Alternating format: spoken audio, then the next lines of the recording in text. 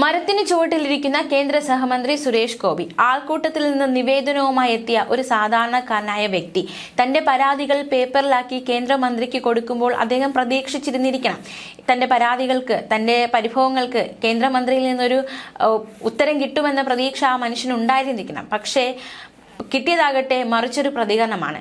എംപിയുടെ പണി ഇതല്ല എന്നതടക്കമുള്ള ഒരു പ്രതികരണമായിരുന്നു സുരേഷ് ഗോപിയുടെ ഭാഗത്തു നിന്നും ഉണ്ടായത്. വലിയ രീതിയിലുള്ള വിമർശനമായ കഴിഞ്ഞ ദിവസങ്ങളൊക്കെ സാമൂഹ്യ മാധ്യമങ്ങളിലൊക്കെ ഏറെ വൈറലായ ഒരു വീഡിയോ ഒക്കെ നമ്മൾ കണ്ടതാണ്. സുരേഷ് ഗോപിക്കെതിരെ വലിയ രീതിയിലുള്ള വിമർശനങ്ങൾ ഈ വീഡിയോയ്ക്ക് പിന്നാലെ ഉയരുന്നുണ്ട്.